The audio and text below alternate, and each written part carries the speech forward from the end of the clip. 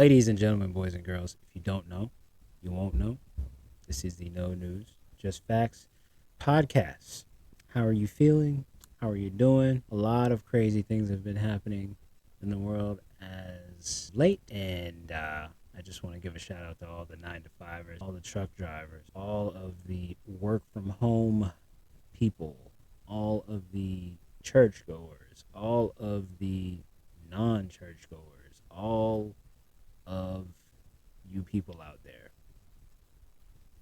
We are living in a critical time where a mass of things are happening and we don't have time to react. We simply have to live our lives. Like nothing is we have to just keep on going, keep on pushing with our lives. Like we don't really see that some of this stuff is going on. A lot of it is tragic. A lot of this stuff just seems like sacrificial some old sacrificial theory stuff. I mean, if you really look at the news, and I'm going to get into it later, but a lot of things that happen just feel like a type of sacrificial lamb type of thing. In order for the news to get some type of have some type of coverage. Think about it for a second. If bad things didn't happen, the people who control the news wouldn't make money. They wouldn't make money. The newspapers, the magazines, television would not make money if there was nothing to talk about. There was nobody being fill in the blank. If this didn't happen, the media wouldn't make money. If a celebrity didn't, the media wouldn't make money. If a basketball player, a football player, a soccer player, a hockey player didn't, the media wouldn't make money. So sometimes I feel like the media can just be very disgusting. Media can be very disgusting because they're gonna take their time to make these 61,000 think pieces and just focus on interviewing families and just exploiting towns in order to have a story for you. It's sick. It's disgusting. It's damn near criminal. But it's freedom of the press. This is what they're allowed to do. Every time something happens, I always come back to this book. Uh, if you don't know the book, it is called On Tyranny by Timothy Snyder. It is a uh, authoritarianism type book, just basically on the system and how things are, shall we say. And I just want to just read like maybe 3 of these that I feel are very important. Honestly, we're gonna start with. I'm going to start with lesson 9. Investigate, as well as speaking differently to other people. You should never automatically believe the same things as others. Investigate, figure things out for yourself. Be skeptical of things that have little supporting evidence. Spend more time reading long articles than flash news articles that are there only to sell sensationalist stories instead of supporting these newspapers. Spend your money on supporting real investigative journalism. Some of what is in the papers or on your screen is there to harm you. Do not just take journalism as truth. And it's crazy because freedom of speech should go hand in hand with that. But when we talk about real journalism, those people who talk about real investigative journalism get quieted down. So that one is kind of a yin and yang thing.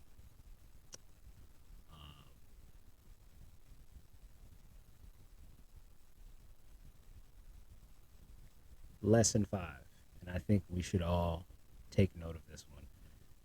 Think of the Reichstag fire. I'm not sure what that is.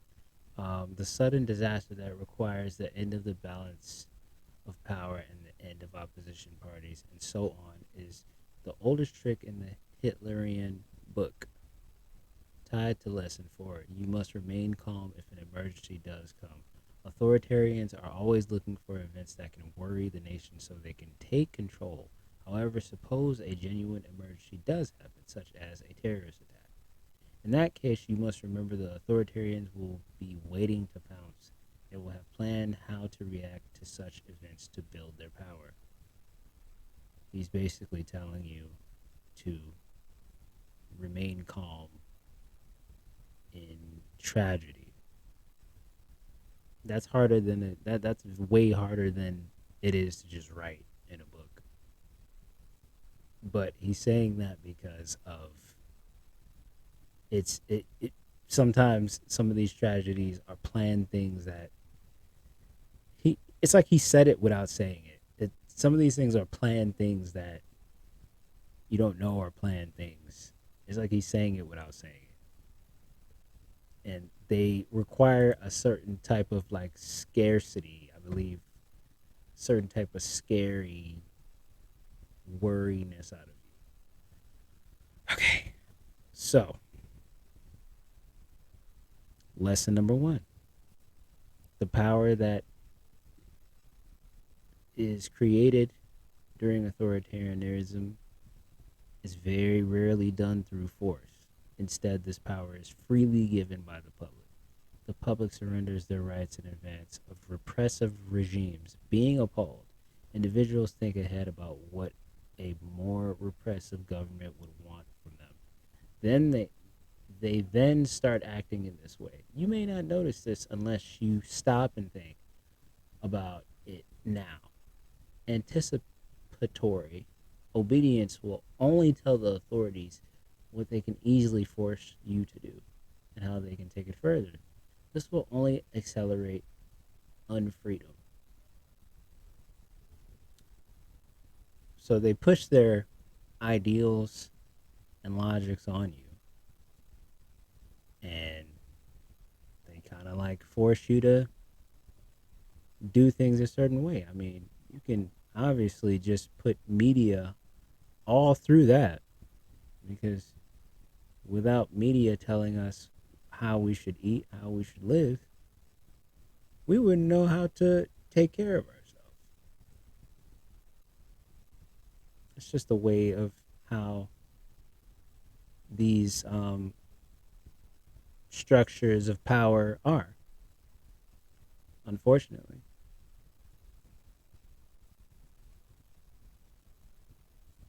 I would just empower people to just be careful, man. Make sure you're happy, make sure you're healthy, and make sure you're safe, because it's almost like you can't go and do anything. You can't be black at a grocery store, or black at a church, or black driving your car, or black going to a park, or you can't just like it's like it's not safe anymore. It hasn't been safe for a long time, and it just feels like the tragedy will continue to happen, unfortunately, until a stand is made. I mean, the thing of gun laws, it's probably never gonna change. The way the gun laws are in this country, it will never change. And the sooner the sooner more black people take a stand and are armed, the better off they'll be. Because who's to say, like, who's to say a tragedy like what happened in New York, and I will get into it, like, for real, But for now, I'll just kind of take a step back from it. But who's to say a tragedy like that could, like, for real, be a little bit on it, be differently if all those people in that store had a, had a pistol. You know, my condolences to each and every person affected by that thing. It's just another it's just another random act of self hatred from a child. A random act of self hatred from a child. And it's like the media spends so much time focusing on terrorists outside in other countries, and building them up as this type of phobia for majority white people to be scared about. Oh yeah, terrorists in the Middle East and all of that. But no, what about the terrorists here? What about the homegrown terrorists who can just go out, get a gun, and go shoot up a school, and go blow up a hotel building, and go shoot up a church? What about the homegrown terrorists here? What about the homegrown white terrorists here? How come every time how come every time we start talking about terrorism we forget about the terrorists here?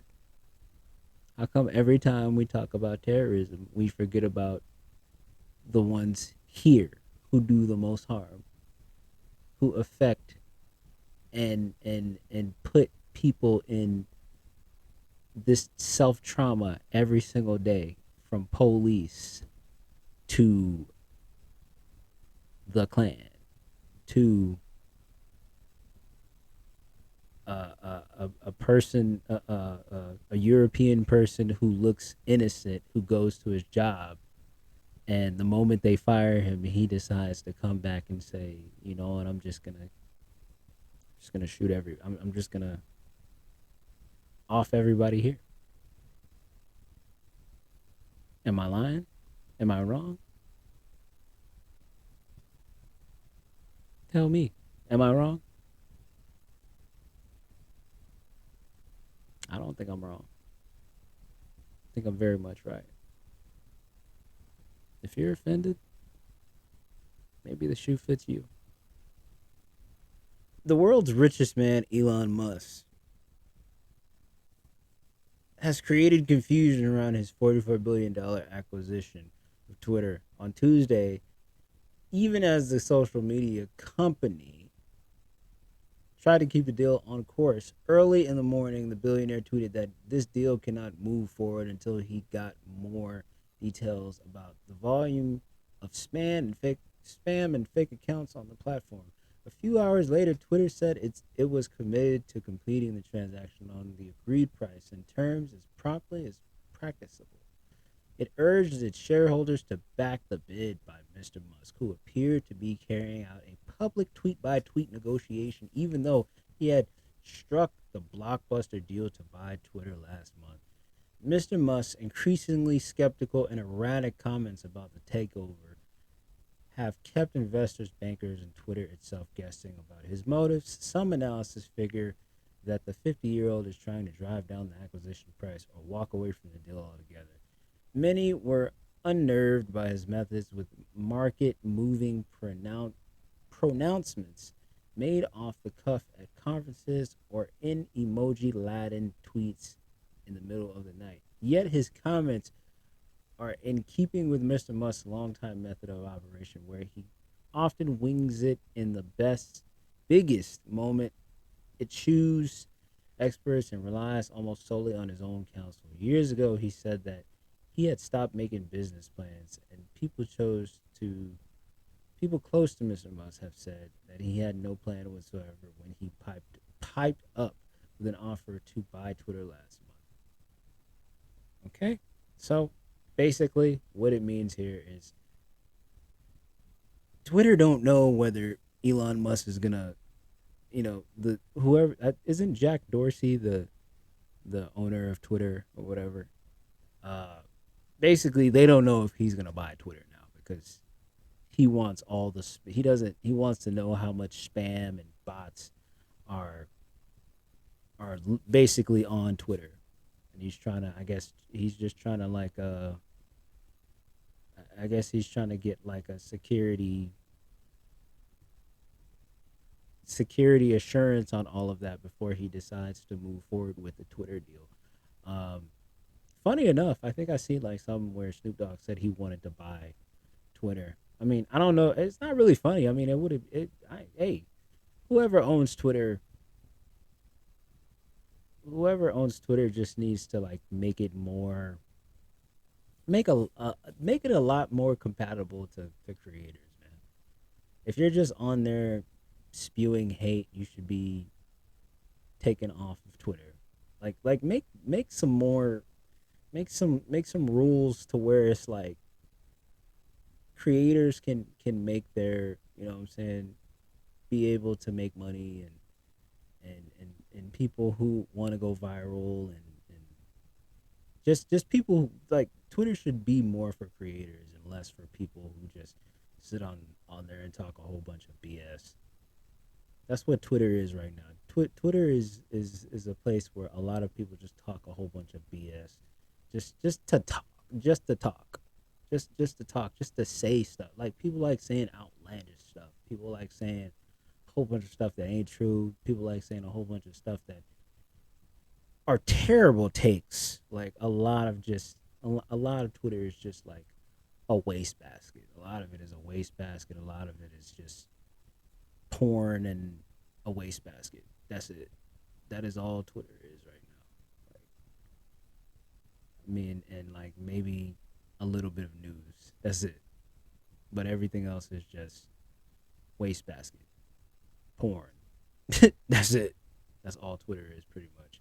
Oh yeah, don't even let me forget about wrestling Twitter. I forgot about that too. But everything is just people's takes on everything. Like hopefully moving forward they can clean a lot of things off of Twitter that don't represent Twitter very well, and whoever owns Twitter should just like be in favor of the creators, whichever creators there are on Twitter. So I think that is the only thing I would like to see happen. I would like to see somebody buy Instagram because Instagram is ridiculous.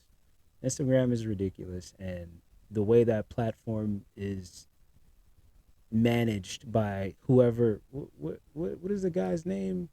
Uh, I can't remember the dude's name, but whatever his name is, he doesn't do a good. I don't think he does a good job of managing Instagram, or who's to say he's even the one who manages, who oversees anything on Instagram. He's probably just the face of the company, and he doesn't have really any say in what goes on in the company. He's probably just a face like that they just identify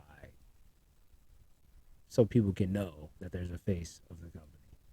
Um, but yeah, I would like to see somebody buy Instagram and just completely change that platform too, because like I said, I'm in favor of the creators on every platform. And a lot of creators get done very dirty on all these platforms, all these social media sites, when all they want to do is make a living. All they want to do is make a buck. You know, all these companies are making all this money, and then I get on your platform and you tell me I can't do this. You tell me I can't talk this way. You tell me I can't post this and that and that. Like, what's up with that? I don't like that. I don't think that's fair. I don't think that's fair at all. I don't think that's fair at all to any creators, especially somewhere like I don't even have. Do I have? Yeah, I do have a Twitch, but I don't really get on it. But I mean, I feel like people, especially black creators, are done very unfairly on most of these social media sites and most of these sites where they just want to create their art and be able to make a living, let alone everybody else who is trying to make a living and create their art and they're being silenced. That's all I'm saying. If Elon does buy Twitter, just just just be in favor of the creators. If Snoop Dogg buys Twitter, just be in favor of the creators, please. For some reason, UFOs are now trending somehow. I don't get it. The topic of UFOs have always been a conversation with America. For some reason, they have a fascination with UFOs for some dang reason. It says what Congress apparently Congress looked into having public hearings on UFOs. This is the first time that they've had a public hearing on UFOs since 1966. It says the hearing follows a U.S. government report on unidentified aerial phenomena. The report concluded that UAP could pose a threat to national security, but found no evidence of aliens from the incidents. You, you do you think that if America, like the American government, knew about UFOs, you think they'd really tell us about that? I don't think they'd tell us about that. There's a lot of things I don't think the American government would tell its own like citizens of the country. Um, it's just funny that they would say that they would say that basically UFOs can pose a threat to national security. I mean, yeah. I mean, if y'all already know about like what is that? What is that? Area 51 or whatever. If nobody can go to Area 51, that means that they know something. They know something, and they ain't telling us jack about it. It says the last hearing on UFOs was in 1966 when then Republican House Majority Leader Gerald Ford held two hearings regarding reported sightings in Michigan and other parts of the country earlier that year. One now resolved unidentified aerial phenomena video captured by the Navy was explained as lens aberrations and the aperture shape of the night vision goggles used to record the footage. Deputy Director of Naval Intelligence Scott Bray played another video of a military flyby with a UAP that has yet to be explained. Resolved reports fall into five explanatory categories: airborne cluster, natural atmospheric phenomena, phenomena, U.S. government or U.S. industry and developmental programs, foreign adversary systems, other, which serves as a holding bin of difficult cases and for the possibility of surprise and potential scientific discovery, Bray said. It says there have been 11 near misses between unknown objects and U.S. military assets. U.S. service members have recorded no collisions or direct communication with UAP, Bray said. They also have not found wreckage material that isn't consistent with being of terrestrial origins. He added, excuse me. All right, let's get down to the nitty gritty. Basically, what they're saying is Bray and Under Secretary of Defense for Intelligence and Security Ronald Moultrie stressed that the Pentagon's primary goals with AOI MSG are to organize and synthesize raw abnormal data collection by service members and to identify UAP. We know that our service members have encountered unidentified aerial phenomena, and because UAP pose potential flight safety and general security risks, we are committed to a focused effort to determine their origin. Since the early 2000s, we've seen an increased number of unauthorized or unidentified aircrafts or objects in military-controlled areas, training areas, and training ranges and other designated airspace, Bray said in his opening statement. Reports of sightings are frequent and are continuing. Yeah, man, basically, UFOs are a threat now. Somehow it doesn't make any sense, bro. How do y'all just bring this up all of a sudden when all of this stuff has happened? Like all of the tragic stuff has happened. Now all of a sudden y'all talking about UFOs, bro. Get this out of here. if there is UFOs, man, okay, they're here. All right, I think UFOs have always been here. I think aliens have been coming here, have been sighted so many times that they only choose to let us see what they want us to see. And I wouldn't be surprised if an alien is walking among us. I wouldn't be surprised. I wouldn't be surprised if aliens are walking among us, bro. Like it's not out of the ordinary. Honestly, I don't think it's out of the ordinary anymore. This country has been talking about aliens forever. I don't see no other country talking about aliens. That it probably either means Russia don't care about aliens, or aliens have already crossed paths with them. It's either China don't care about aliens, or aliens have already landed in China. So I mean, just kind of I find it kind of funny that they now all of a sudden talking about aliens and how they a threat. Like, bro, gone, gone somewhere. Please gone somewhere. Let's focus on more serious matters. Not to say that this isn't a serious matter, but come on, man. Aliens have been around for how long now? America been talking about aliens for how long now? Decades and centuries. Like, come on, bro. On to other stuff, like for real. Keeping in tune with like space and aliens and stuff. Um, I don't know. I think somebody had told me about this, so uh, I didn't know there was a such thing as a white hole. Everybody knows what a dark hole is. It's or a black hole. Excuse me. A black hole is a thing in space. Let me just read this article. Few things are as terrifying as a black hole. They gobble up everything, including massive stars, dust, errant spaceships.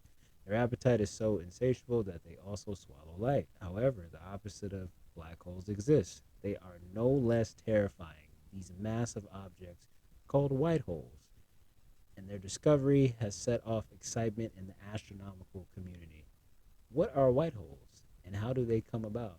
Can they affect you as a person? Join us as we dive into how scientists' first discovery of white holes changes everything.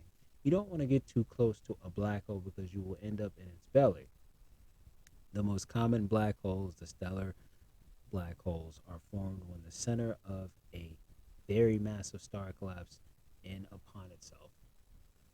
This collapse also causes a supernova or an exploding star that blasts part of the star into space. Scientists believe supermassive black holes form simultaneously as the galaxy they are in, meaning most galaxies, including our dear Milky Way galaxy, have a black hole at their core. The size of the supermassive black hole is related to the size and mass of the galaxy it is in.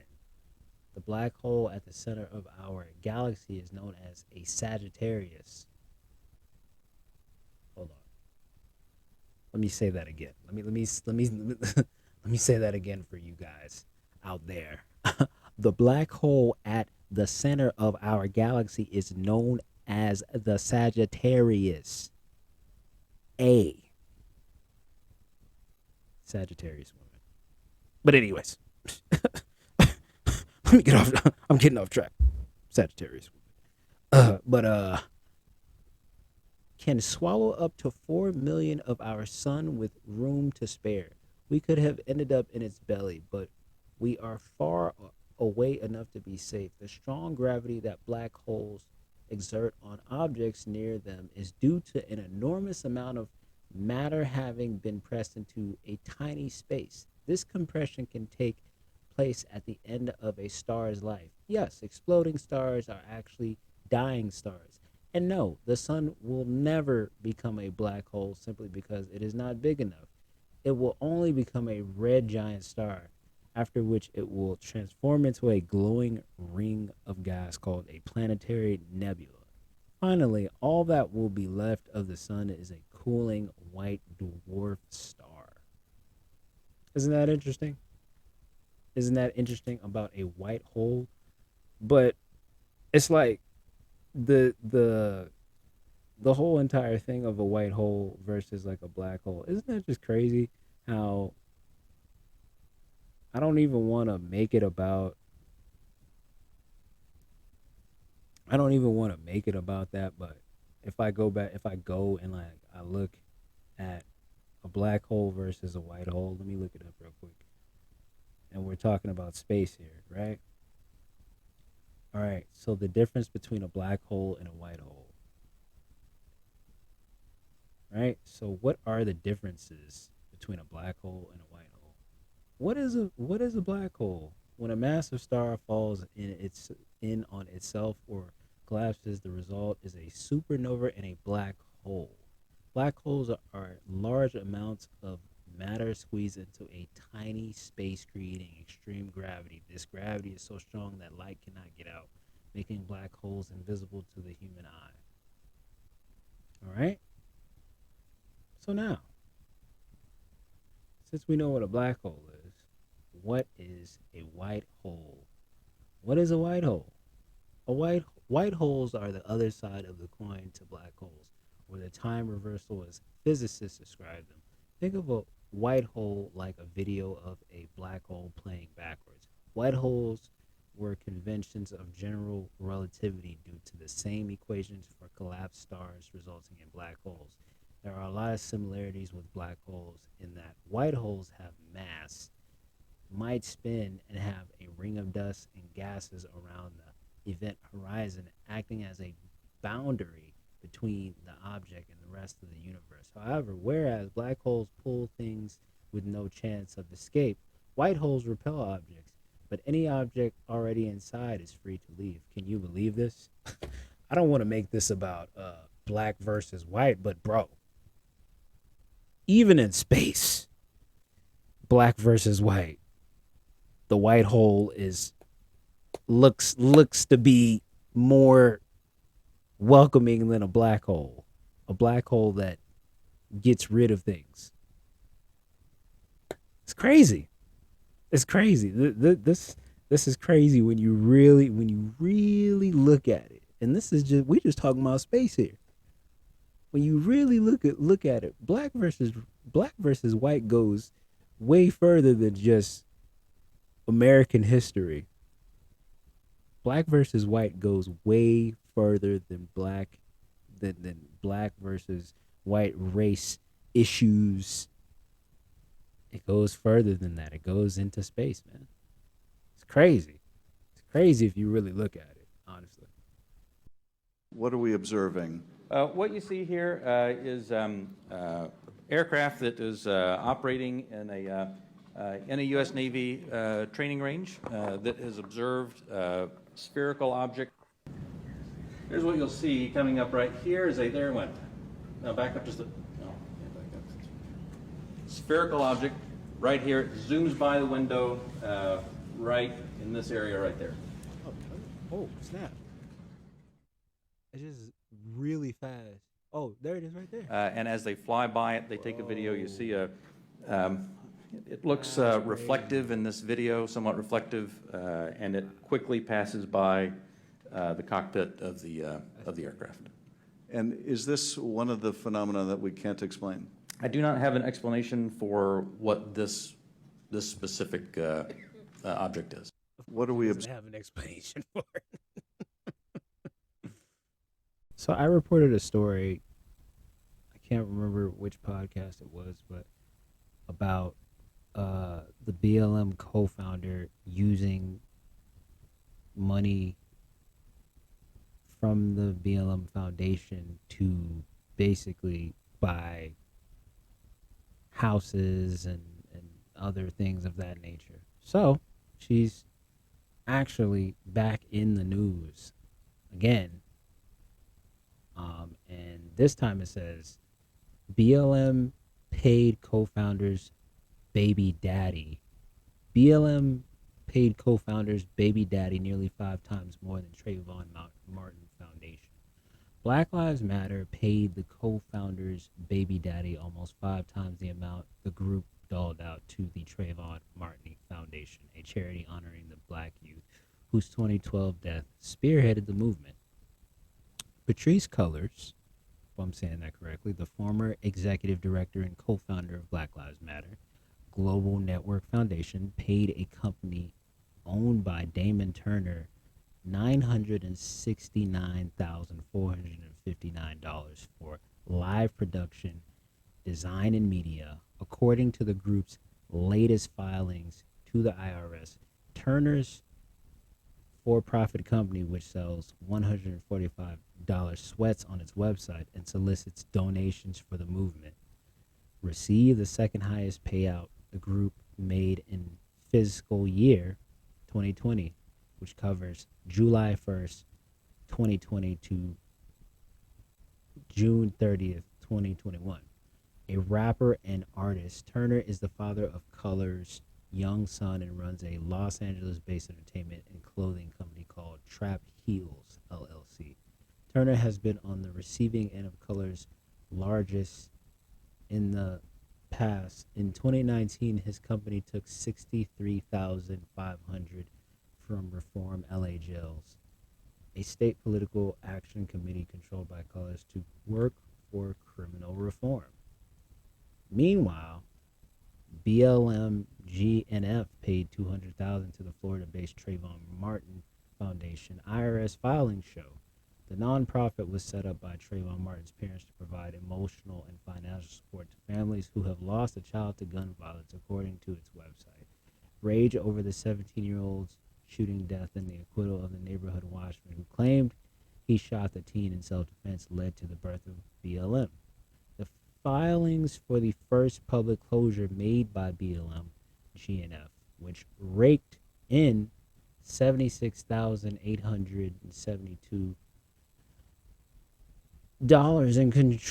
in contributions in fiscal 2020, paid out $25,997, $945 in grants to other nonprofits. Filings show BLM GNF's biggest payout was at $2.1 million, went to Bowers Consulting Firm, which is owned by current BLM GNF board member Shaloma Bowers. A possible conflict of interest, charity experts said. The money was used for, among other things, administrative support, general consulting, strategy design, and staff management under the direction of the executive director, according to the tax filings. Bowers did not immediately return a request for comment Tuesday. The organization denied doled out $840,993 to Colors Protection LLC, a company owned by Patrice Cullors' eldest brother, Paul, and set up in July 2020. Okay, let's just kind of like speed this up a little bit. So basically, one of the co-founders is under fire for shelling out money to her baby daddy. Yeah, pretty much shelling out money to her baby daddy. I mean, I knew there was something wrong.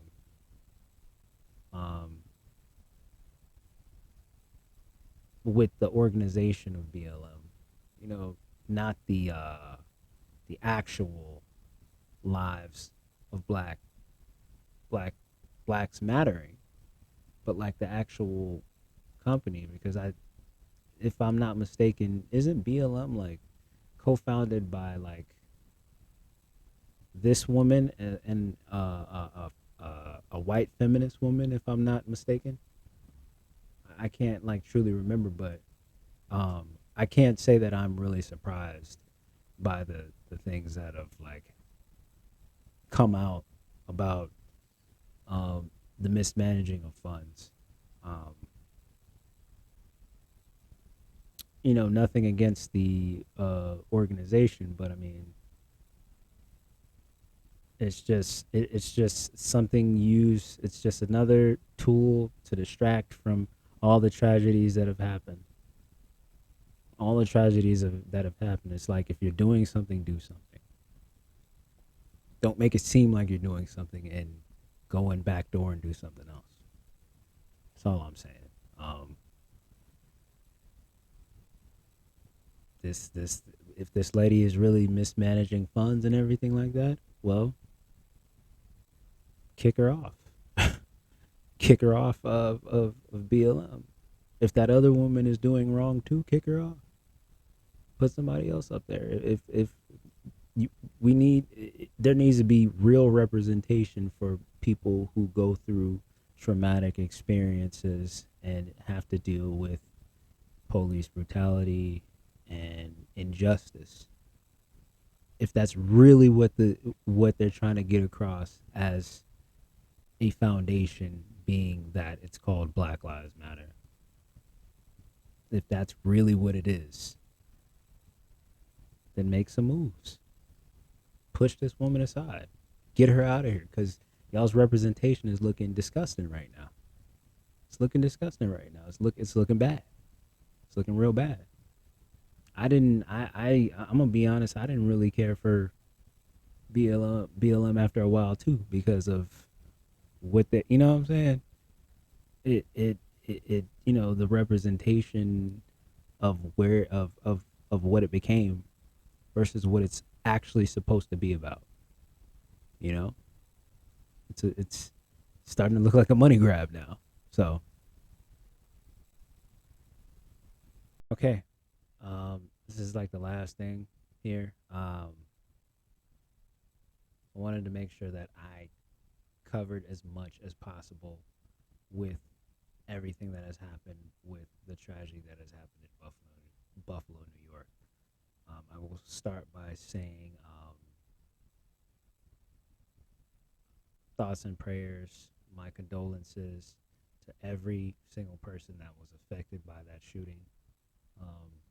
Those who have to live with that experience in their head, who have survived. My prayers are at the utmost for you. It's crazy that you have to live with that traumatic experience in your life. I'm so sorry it happened to you because of POS coward who decided to come to a grocery store and just do things to innocent people and innocent people of color at that. So,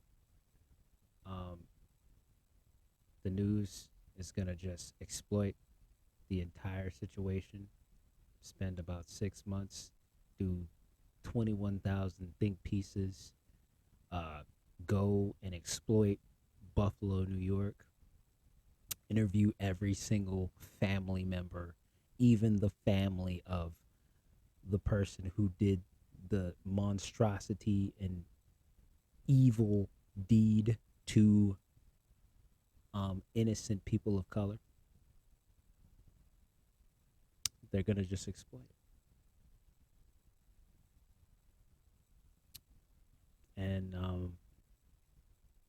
I think what you should do is just sit back and just let me just go through as much as I can. But first, what I'm going to do is I'm going to just talk about something. Racial trauma. Racial trauma, or race-based traumatic stress, refers to the mental and emotional injury caused by encounters with racial bias and ethnic discrimination, racism, and hate crimes. Any individual that has experienced an emotionally painful, sudden, and uncontrollable racist encounter is at risk of suffering a race-based traumatic stress injury. In the U.S., Black, Indigenous people of color are most vulnerable due to living under a system of white supremacy. Experiences of race-based discrimination can have detrimental psychological impacts on individuals and their wider communities. In some individuals, prolonged incidents of racism can lead to symptoms like those experienced with post-traumatic stress disorder. This can look like depression, anger, reoccurring thoughts of the event, physical reaction, headaches, chest pains, insomnia, hypervigilance, low self-esteem, and mentally distancing from the traumatic events. Some or all of these symptoms may be present in someone with RBTS, and symptoms can look different across different cultural groups. It is important to note that unlike PTSD, RBTS is not considered a mental health disorder. RBTS is a mental injury that can occur as the result of living within a racist system or experiencing events of racism. Where does it come from? Racialized trauma can come directly from other people or can be experienced within a wider system. It can come as a result of a direct experience where racism is enacted on you vicariously, such as where you see videos of other people facing racism and or transmitted intergenerationally. Trigger warning. Okay. So, now that I got that out the way, I'm now going to be speaking on and covering all that I can about the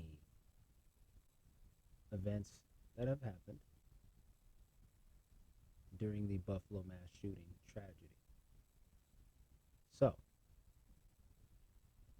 it says the suspect, which is a white 18-year-old named Peyton Gendron from Conklin, New York, was identified as the suspected shooter who left 10 dead and 3 wounded at a supermarket in Buffalo on Saturday.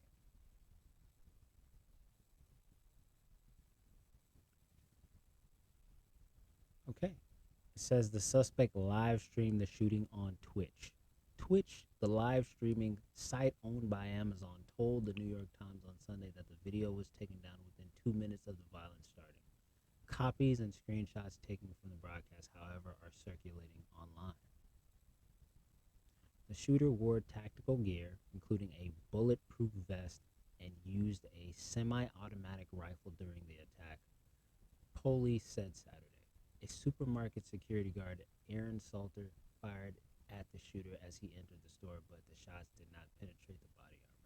Salter, a retired Buffalo officer, was later killed. The rifle used in the attack had a racial epithet scrolled on it, and the number 14, a white supremacist numeric symbol. The rifle was purchased this year from a vintage gun store near the suspect's hometown, the owner of the gun shop confirmed. The suspect drove over 200 miles for the attack. Now, I'm just going to stop right here. This guy drove 200 miles just to get to Buffalo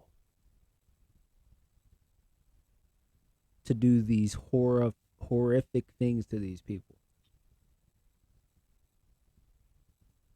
Why the bother? Why the bother? Why don't you just hurt yourself? Hurt yourself. Like hurt yourself instead of going and hurting innocent people, bro. Hurt yourself. Why be a POS and be a coward and go hurt and hurt innocent black people, bro? Like, and then and then like I said, the media is gonna be, oh yeah, he has a mental disability. Oh yeah, he mental traumatic pain. Knock this bull off. Knock it off. Knock it off already, bro. He was in the right mind. He drove 200 miles. If somebody has a mental incapacity, do you think they would drive 200 miles to do something like this? I don't think so. I don't think so. I think y'all are scrumming up on BS. That's what it sounds like. But anyways, let me continue reading. Law enforcement officials said Saturday that the alleged shooter drove over 200 miles from Conklin to Buffalo and specifically targeted a grocery store in a predominantly black neighborhood. 11 of the 13 people were black that he shot. Buffalo Police Commissioner Josh Gramalica told ABC on Sunday that the suspect was in Buffalo a day before the shooting to scope out the supermarket. On Monday, Gramalia said it's now believed the suspect was in Buffalo in March, not just the day before the shooting. So not only was he there the day before the shooting, he was there. He was there. What is that? A month prior? Like maybe 2 months prior? Wow. Buffalo police on Monday also confirmed the suspect remains incarcerated in a segregated unit aside from the general population for his safety. The police also confirmed the suspect is on suicide watch and undergoing physical and mental evaluation. Physical and mental evaluation. Fuck. Oh my goodness, bro. This is a joke. This is a joke, man. And then when they catch the guy, they don't do nothing to him. Like, come on, man. It's disgusting. It's disgusting, bro. It's disgusting. It's disgusting.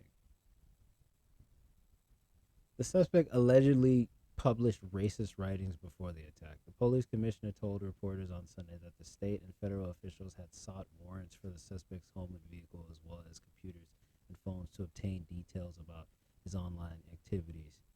Erie County District Attorney John Flynn declined to comment at a Saturday news conference on whether the suspect authored a 180-page scree post to the online forum 4chan before the shooting, which repeatedly cited the racist and anti-immigrant white replacement theory as motive for the attack. Now, let's look up white replacement theory real quick. Let me look it up. Let's look it up. Let's look up white replacement theory. White replacement theory. Let's just look this up. What is this white replacement theory? Let's look this up. Let's look it up. What is it? What is the great replacement theory? What is it? Let's look it up. What is the great replacement theory? In short, the great replacement is a conspiracy theory that states that non-white individuals are being brought into the United States and other Western countries to replace white voters to achieve a political agenda. It is often touted by anti-immigration groups, white supremacists, and others, according to the National Immigration Forum. White supremacists argue that the influx of immigrants, people of color more specifically, will lead to the extinction of the white race. I literally lost brain cells just reading that. That has got to be the stupidest, dumbest thing I have ever read in my life. That's the dumbest thing I have ever read in my life. It says Peyton Genderon, the 18-year-old white male accused of killing 10 people and wounding another 3 in Buffalo, allegedly said in his scree that the decree in white birth rates equates to a genocide. The alleged supermarket shooter and other extremists claim the U.S. has to close its borders to immigrants. Jesus. You see now? You see now what having the last guy in White House has done? You see what having the last guy in White House has done? I mean, don't get me wrong, like the guy now who's the replacement ain't no better, but like you see now what is being done now? They've made up some they've made up some conspiracy theory of there being a great replacement. Where did they come up with the statistics for this? Where? This has got to be the dumbest thing I have ever read. The Great White Replace, bro. This stupid, utter nonsense, disgusting. It's utter nonsense, bro. Utter nonsense, and people have to suffer because of dumbfounded. I'm gonna say it again, because of dumbfounded logic and theories. People have to suffer because of that. People of color have to suffer because of that. You make it even tougher now for somebody. You can't go to church. You can't go to the club. You can't just simply go out to eat. You can't go out on a drive if you're black. I can't even go to the grocery store. Bro, the grocery store where there's food that I want to eat.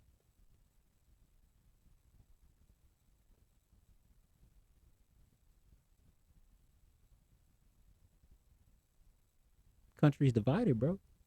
Country has been divided for a long time now. And I don't ever see it really recovering. I don't really ever see this country really recovering. For real, for real.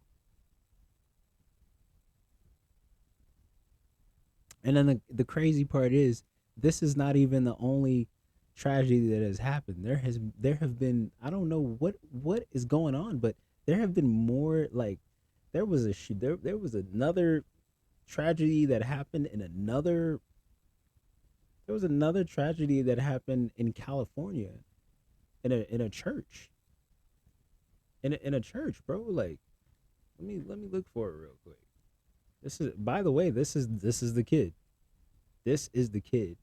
And you know what he said? He said that they said that Peyton Gendron was suffering from paranoia because of the COVID-19 pandemic. Really?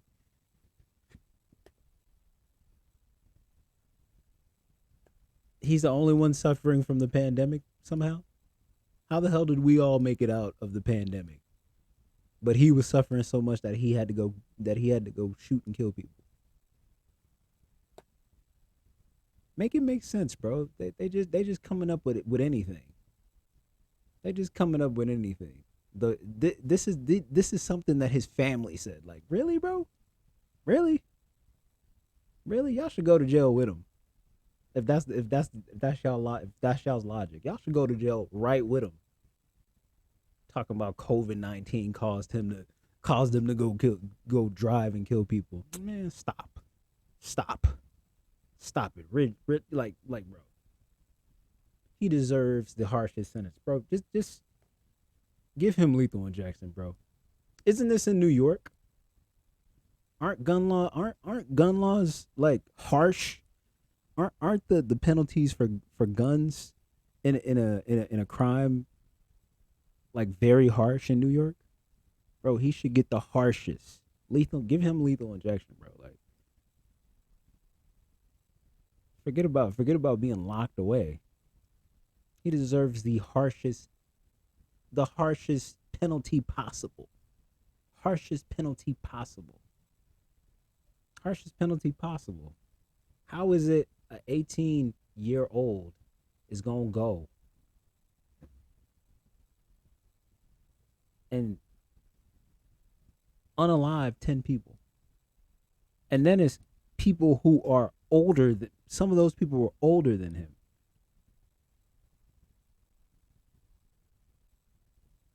It's disgusting, man. It's disgusting. It's disgusting. Every single year in America, there's at least one mass shooting that shakes this country. But it's like, it's not, it's like, it's almost normal now to hear about a mass shooting. It's almost normal to hear about a mass shooting. Why? They've normalized it. It's normal now.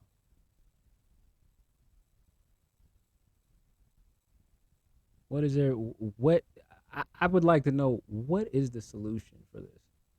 What can what can the president, forget about the president, what can Congress, what can the House say that's gonna do anything different about not even just this mass shooting, but the mass shootings that have occurred or will occur, that are taking lives and sacrificing lives? What are they going to say besides thoughts and prayers? What are they going to do in order for something the magnitude of this to stop happening? Is there anything they will do, or will they just go home to their families, have dinner, and watch the news and say, oh, yeah, hey, it's tragic that that happens, and go to sleep and then mind their business? I don't know. But I do know it's not going to stop. The hate, it's not going to stop. The last administration opened up a floodgate of hate that has always been around, but now it's just casually comfortable.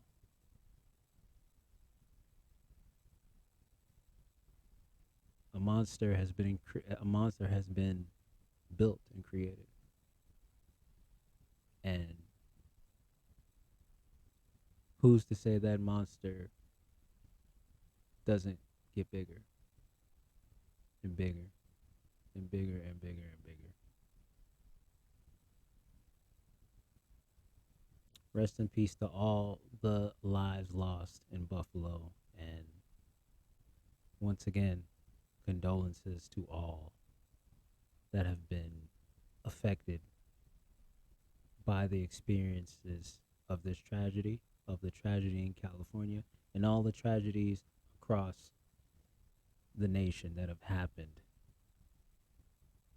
in the past, like, 3 days. Y'all take it easy.